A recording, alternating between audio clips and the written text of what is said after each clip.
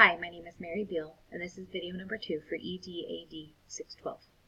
When looking at the differences between our students and the diversity on campus, as well as the practices, protocols, and procedures we have in place, there is often a huge disconnect. Our population is rapidly changing. What was once a more affluent, white, English-only family population has changed to be affected by the opioid epidemic, multicultural influences and diversity on campus, and unique backgrounds and cultures that are now present. With this diversity, many of our changes have not grown with it, and that has led to problems within our campus. The first of these problems relies in the practices. Many classrooms, grades K through 8, still utilize English-only instruction at grade level in a one-size-fits-all capacity. Some teachers even utilize the sit-and-get type of instruction, hoping students sit quietly, pay attention and listen, take notes, and learn from that.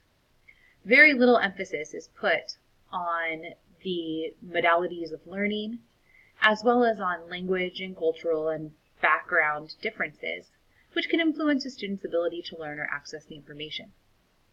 In addition, some teachers only communicate with families in English, thus denying access to their families to understand the learnings and what's happening while on campus.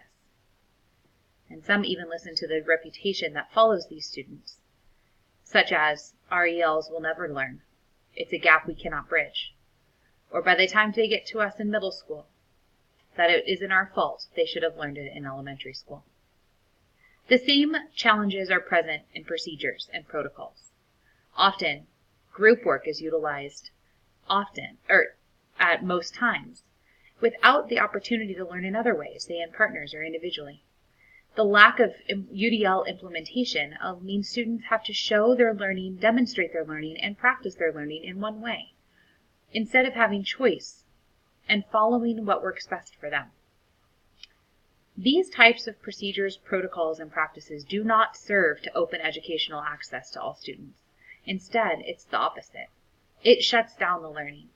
It leaves and grows gaps in instruction and academic achievement. These instructional gaps are not closing, no matter what the amount of remediation or intervention used or utilized, because the practices have not changed. Even in those areas, we utilize, or some utilize, the sit and get mentality, the rote memorization, rather than engaging in learning and taking ownership.